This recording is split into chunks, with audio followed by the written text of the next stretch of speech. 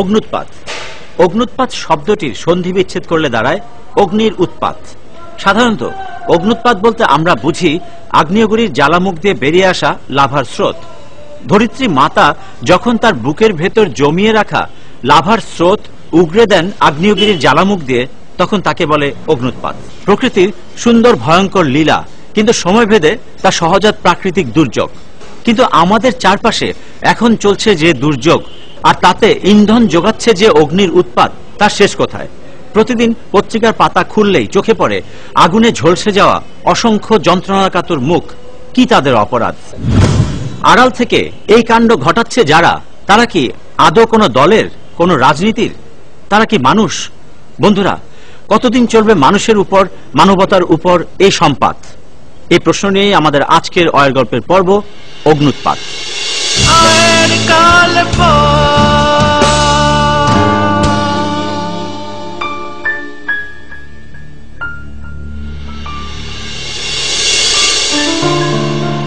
ওরে বাবা আরি, তাড়াতাড়ি কর বাবা, ট্রেন ছেড়ে দেবে তো।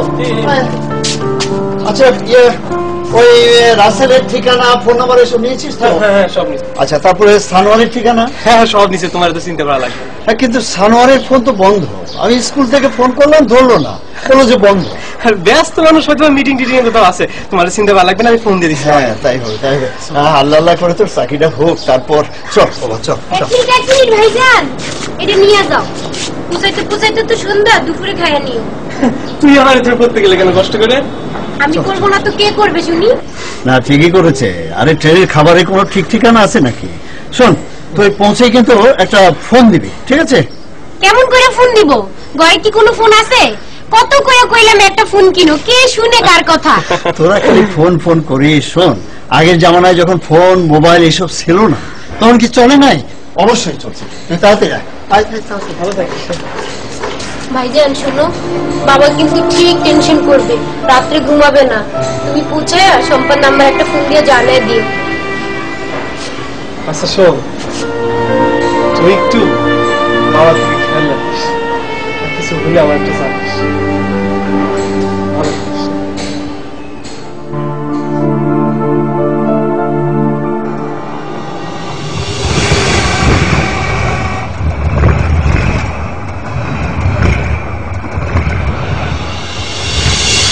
আরে খাও, এমন সময় আইসো, লাঞ্চ টাইম শেষ। আরে আমি আবার লাঞ্চ টাঞ্চ খাই না, মোটা হয়ে গেছি।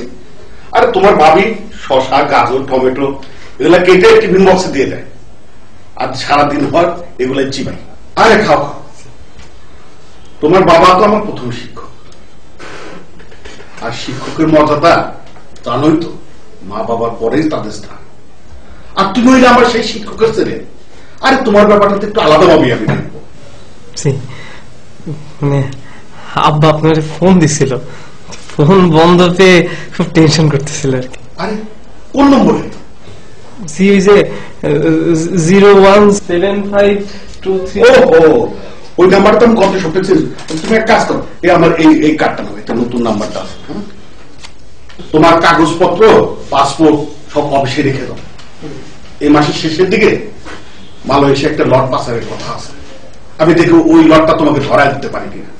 জি ঠিক আছে, তাইলে আমি আবার কবে আসবো? আগামীকাল তো শুক্রবার, তুমি এক কাজ করো, আরে রোববারে আসো, আমি কাগজপত্র সব গুছায় রাখবো। না লাগবে না, আজ তাহলে আমি উঠি।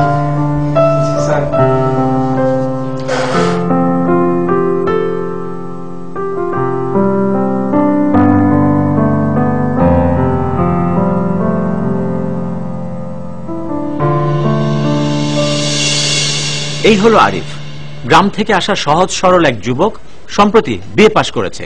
চোখে তার সুন্দর আগামী দিন গড়ার স্বপ্ন। আরিফ ঢাকায় এসেছে মালয়েশিয়ান এক কোম্পানিতে চাকরির আবেদন করতে। যোগাযোগ করেছে গ্রামেরই এক বড় ভাই আদম ব্যবসায়ী সানোয়ারের সঙ্গে। আরিফের বাবা আব্দুল আওয়াল সাহেব গ্রামের প্রাইমারি স্কুলের শিক্ষক। এখন তিনি চেষ্টা করছেন ছেলেকে বিদেশ পাঠাতে, আর তাই তার শেষ সম্বল জমিটুকু বিক্রি করাই এখন তার মূল উদ্দেশ্য। চলুন, আমাদের গল্পের শুরু এখানে।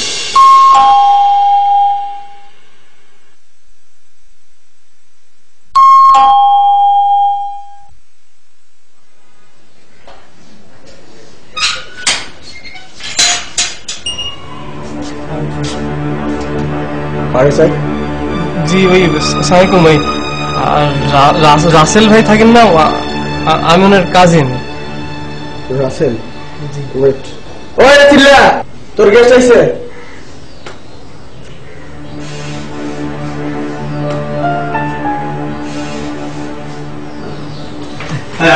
ভাই তোর কোনো সমস্যা নেই তো?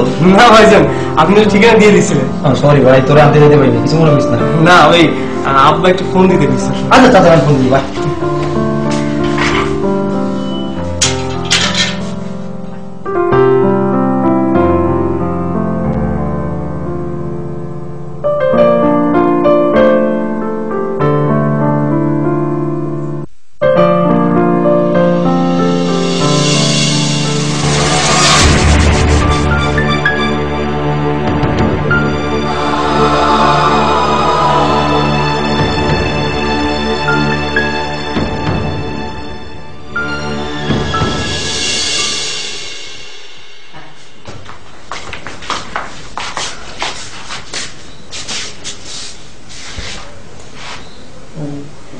ভাইজান ওই আমি কোথায় থাকবো?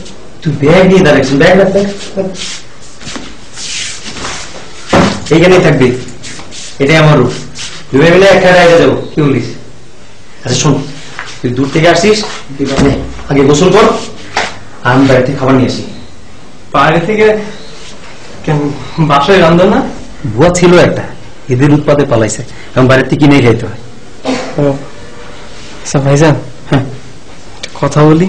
ওই যে পাশের ঘরে যাদের দেখলাম, যে দরজাটা খুলে দিল, এটা কারা?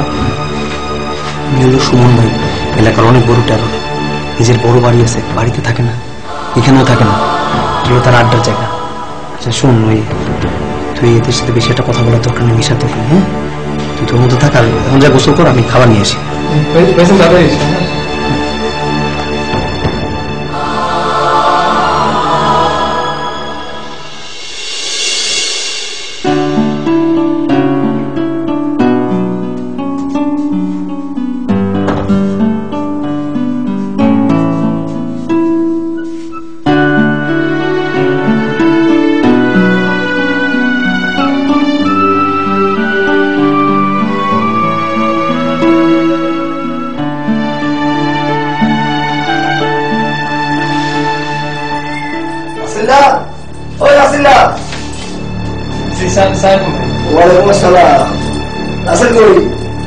ভাইজান তো একটু খাবার আনতে বাইরে গেছে। বাইরে গেছে না? আমি তো বাইরে থেকে পিজে নিয়ে আসলাম, বুয়া শালিও ভাগছে। তা তুমি কে? আমি আরিফ, ওই রাসেল ভাইয়ের কাজিন। ও কাজিন বাজার না, ভালো ভালো। তুমি যে এখানে আসছো আমি তো জানতাম না, জানলে না একটা পিজে নিয়ে আসতাম। না না ঠিক আছে ভাইজান। কি খাবার? ও গুড গুড, ভেরি গুড। খাও খাও, আরিফ খাও।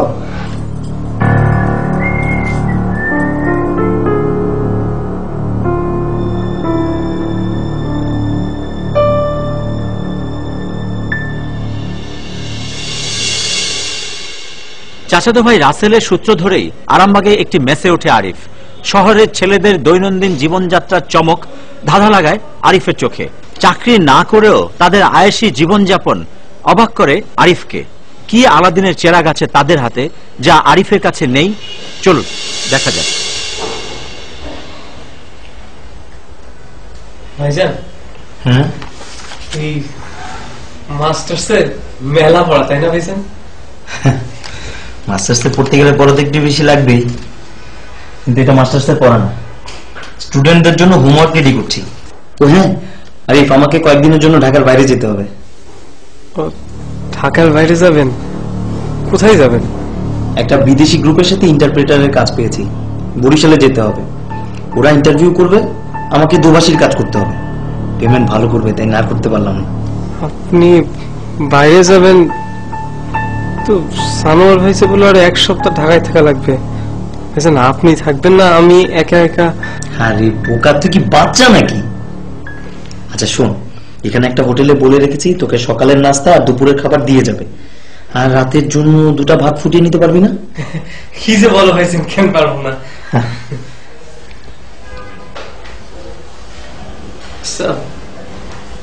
ভাইজান, হ্যাঁ কিছু বলবি? যে সুমন ভাই আছে না, হ্যাঁ উনি যে এত টাকা খরচ করে, এত টাকা মদ খায়, এই তুমি কত পাই না, মানে এত টাকা পাই কত? বাপের টাকা তো ওরা না, ওরা তো বাপের টাকা। মানে তোর মানে হচ্ছে কাজ নেই, ওইদিকে তোর যাবারই দরকার নেই, তাদের সাথে খুব একটু বেশি কথা বলার দরকার নেই, তুই তোর মতো থাক।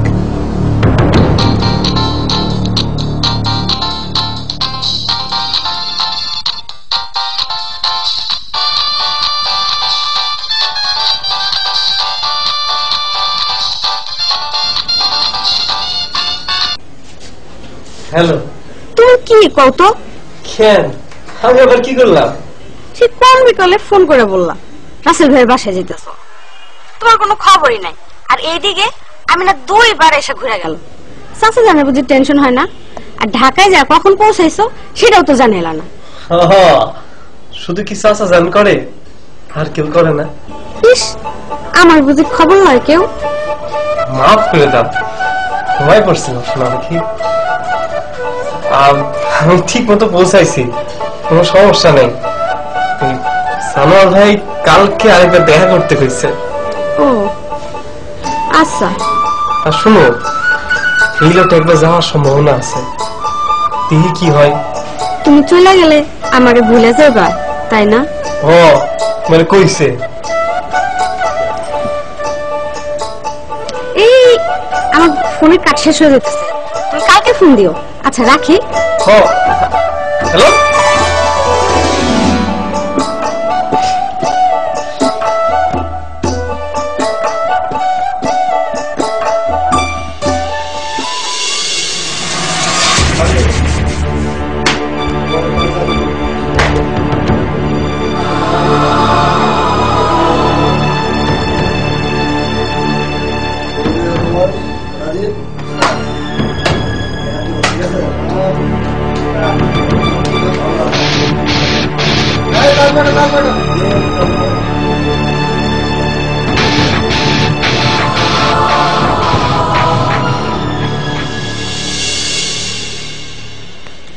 আরে এইটারে বলে রাজকপাল, লাখে এমন কপাল হয় একজনের।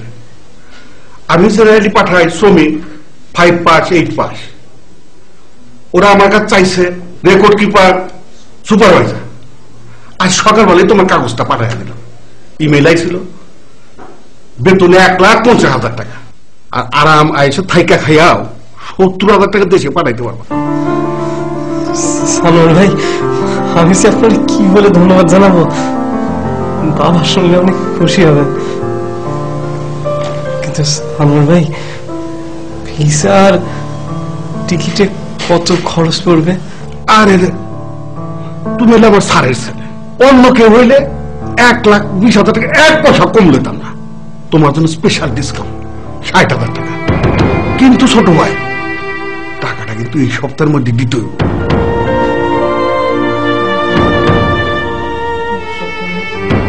এইটা কোনো টাকা হইল? মানুষ 1.5 লাখ টাকার চাকরির জন্য 10 লাখ টাকা লোক ঘুরঘুর করতেছে। কিন্তু ছোট ভাই, এই বৃহস্পতির মধ্যে টাকাটা কিন্তু অবশ্যই দিত। এই সুযোগটা কিন্তু হাতছাড়া করা যাবে না, নাইলে কিন্তু অন্য কাউকে পাঠাইতে দেবো। জি জি সানোয়ার ভাই, আমি যেমনি হোক টাকাটা ম্যানেজ করে আনবো। আচ্ছা ঠিক।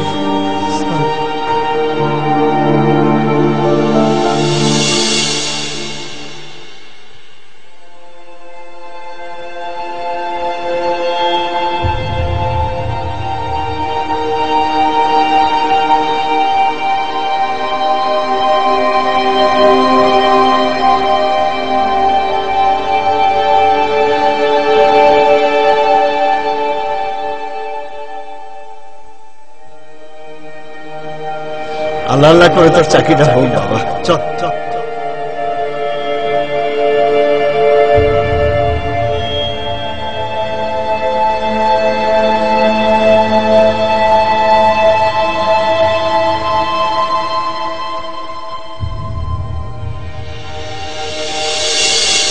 মাত্র 60,000 টাকা, এই 60,000 টাকার জন্য অধরা থাকবে আরিফের স্বপ্ন।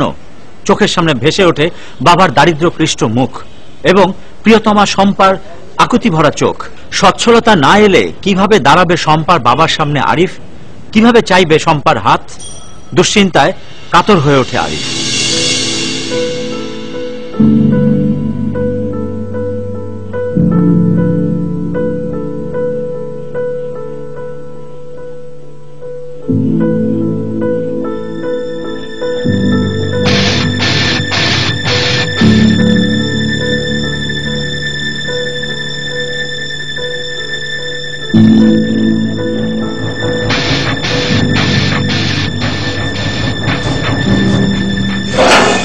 কি ছোট ভাই হয়েছে নাই? না গেছিলাম কি রাসেল কই? রাসেল ভাই তো ঢাকার বাইরে গেছে, কিছু কইতে হইব? না কইতে হবে না, 2-3 দিন ধরে দেখি না তো, তাই জিগাইলাম আর কি। বুঝলেন ভাই, চা খাবেন? চা দিবা? দাও।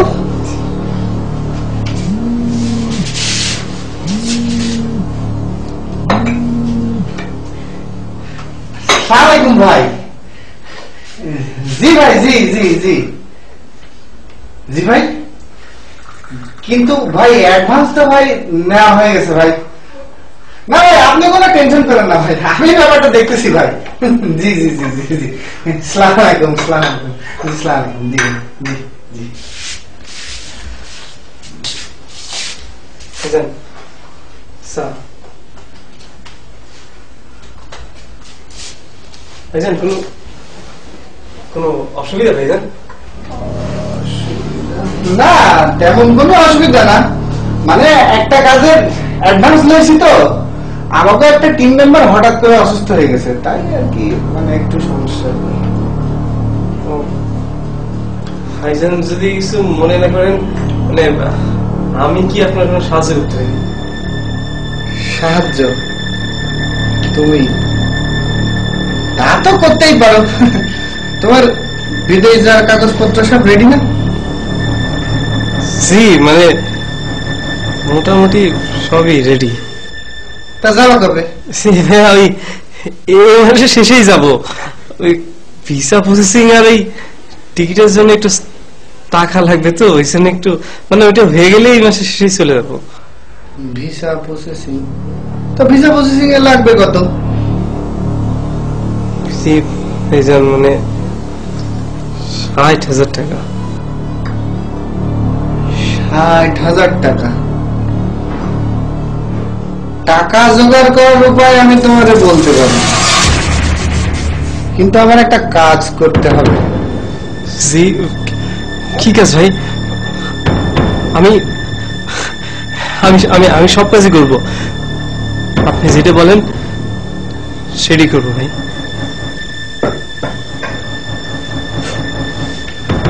শোনো আরিফ মিয়া, আমি বলবো না, বলবো ভাই, কিন্তু শর্ত একটাই, একদম চুপ আর নো গাদ্দারি। রাজি?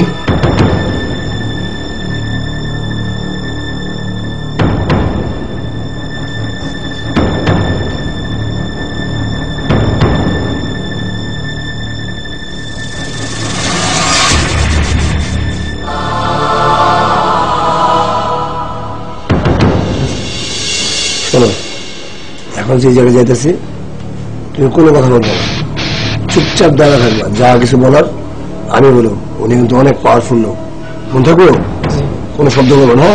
চলো চলো।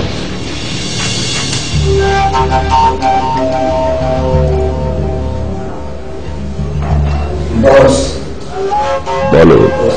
নতুন রিক্রুট সালাম জানাচ্ছি। ওয়ালাইকুম আসসালাম। ব্যাকগ্রাউন্ড ঠিকঠাক মতো চেক করছো? জি বস, আমি খুব ভালো করে একটু ছবি নিচ্ছি বস। কোন পার্টির টপারে এই সামনে বিদেশে যাবে তো বস, টাকার দরকার। দরকার, need. This needs make everything happen. ওর দরকার টাকা, আমাদের দরকার আগুন। ঠিক আছে, বলো। জি, তাহলে বস আমরা আসি বস। Thank you boss. সালাম বস। সালাম বস। সালাম। চলো। সুমন ভাই, আমার খুব ভয় লাগতেছে। আরে ভাই, ভয়ের কিছু নাই, তুমি শুধু আমার পিছনে বসে থাকো, ঠিক আছে? আমি যেখানে দেখাই দেবো ঠিক তার সামনের গাড়িতে বোতলটা ঢিল মারবো। আর ঢিল মারার আগে শরীরটা ভালো করে আগুনটা ধরা নেবে, ঠিক আছে? আর শোনো, টার্গেট মতো লাগলেই 20,000 টাকা। আরে ভাই, তুমি জীবনে কোনোদিন দেখছো কোন উইকেট কিপার স্ট্যাম্পিং করে 20,000 টাকা পাইছে? তুমি খালি ঢিল মারবা আর টাকা পাইবা, মারবা আর টাকা পাইবা। এখনই তো টাকা ইনকাম করার সময়, তাই না? টাকা ইনকাম করো, টাকা ইনকাম করো। কিন্তু সুমন ভাই, কেউ যদি মরে যায়? কেউ মরবো না, খালি এদিকে সেদিকে একটু ফুসকা বলে যাবো, বুঝছো? পরে সব ঠিক হয়ে যাবে, চিন্তার কোনো কারণ নাই। চলো দুজনে মিলে প্র্যাকটিস করি, চলো। নাও যাও, নাও নাও। আরে আসো না, একই অদ্ভুত প্রস্তাব, আগুন দেওয়ার বিনিময়ে অর্থ। চমকে যায় আরিফ, কি করে সম্ভব? কিন্তু এই অসম্ভবের দুনিয়ায় যখন সহজভাবে সৎ পথে পূরণ করা যায় না স্বপ্ন, তখনই আগুনের লেলিহান শিখার মতো হাতছানি দেয় লোভ। অসৎ হবার পথ সোজা, কিন্তু কঠিন সৎ পথে সুন্দরভাবে স্বপ্ন পূরণ করা। বাবার দেয়া এই উপদেশটা কি শেষ পর্যন্ত জ্বলে যাবে লোভের লেলিহান শিখায়? চলুন দেখা যাক। তাড়াতাড়ি ফোন দে।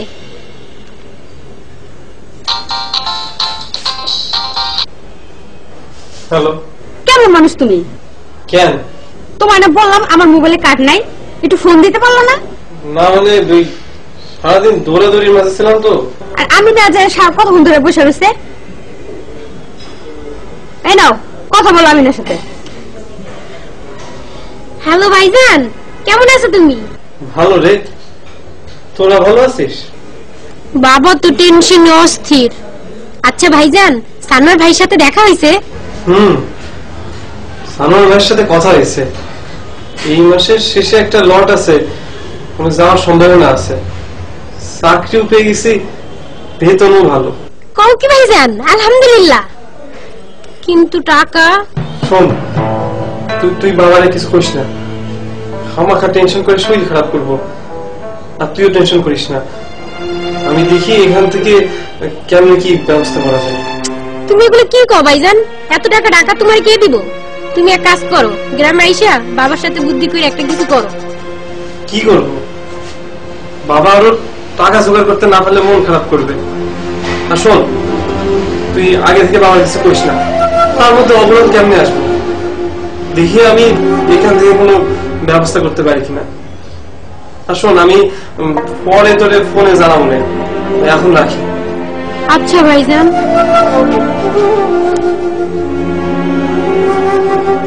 কিরে রাইখে দিলি যে, আমার চাইলো না?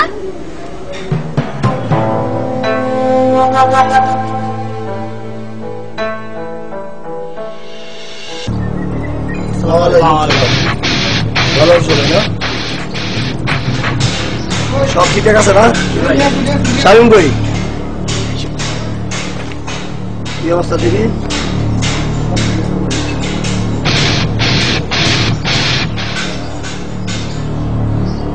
সাবাস, রাখো, রাখো। হ্যাঁ, চেন লাগাও, একদম।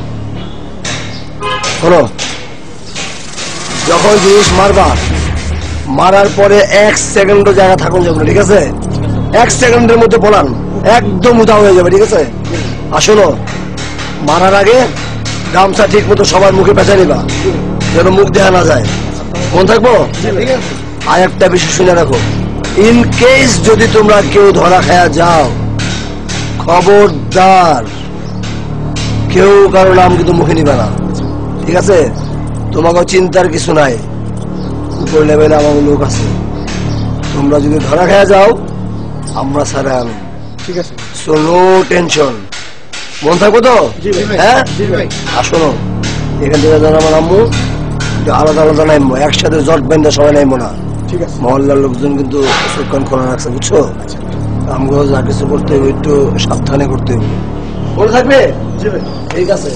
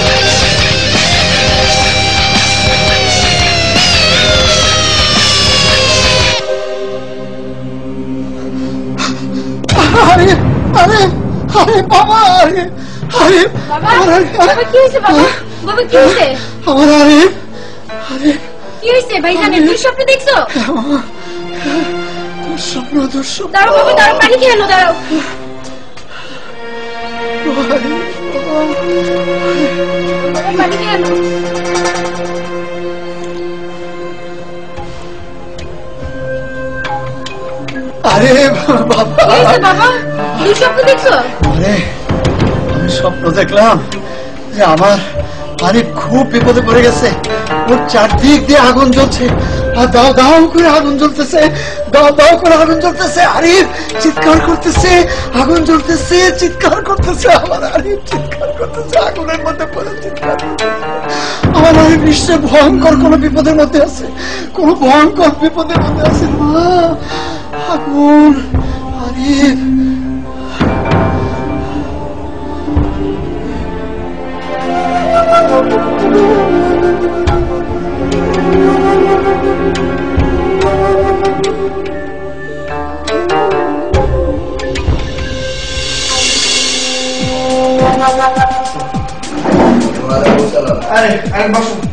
বসো বসো বসো বসো বসো। ভাই তোরা তো কাম দেখা দিছে, যেটাই করে এটাই তোকে, আমাদের টার্গেট কোনো মিস নাই। শোন ভাই, ওলাটা কাম করছে, খুশি টুশি খুশি করবেন না আর কি। আরে মেয়া খুশি দিয়েছে, আমি তো ওইটাই খুশিলাম আর কি।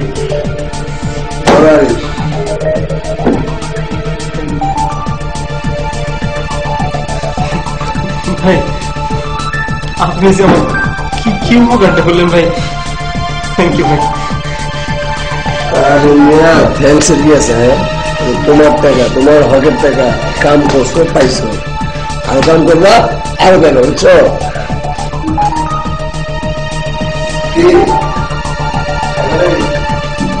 আরে খাইবো না মানে কি, খাইবো খাইবো খাইবো না মানে কি, খাইবো খাইবো।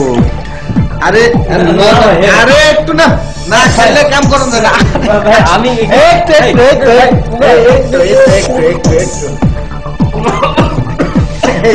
খাইবো।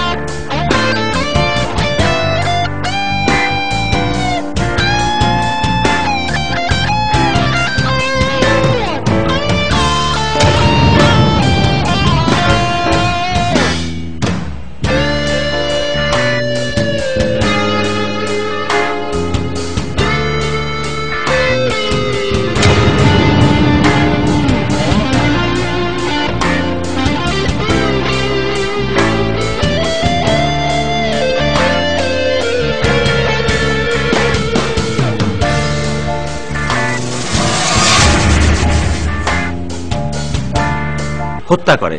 তাই ঘটেছিল আরিফের ক্ষেত্রেও। একটি গাড়িতে আগুন দিয়ে পাওয়া 20,000 টাকা তাকে আরো উদ্বুদ্ধ করে আগুন নিয়ে খেলার খেলোয়াড় হতে। কিন্তু আরিফ কি জানতো আগুনের ধর্মই পোড়ানো? যে হাত আগুন দেয় তাকেও সে পোড়াতে ছাড়ে না। চলুন দেখা যাক।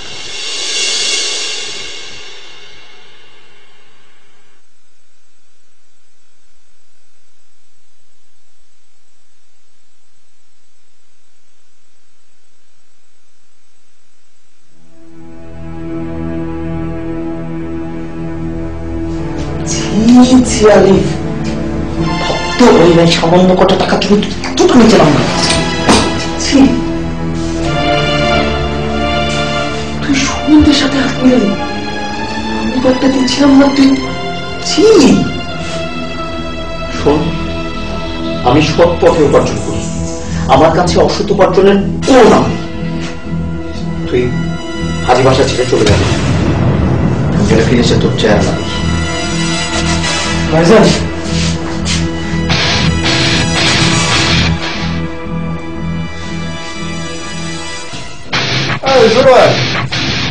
আরে তোমার কোনো টেনশন আছে নাকি?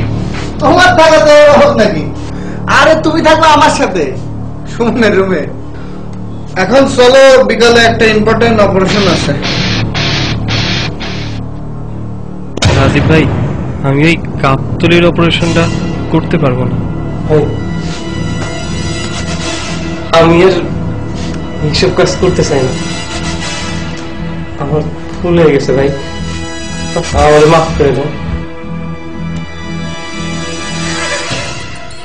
এইসব কাজ করবো না, এইসব কাজ করবো না। টিকিটের টাকা জোগাড় হয়েছে, পাখি উড়াল দিবার চাই, কিন্তু এই অপারেশনে তো তোমার যাইতেই হবে। এইটা আমার কথা না, মন ভাইয়ের হুকুম।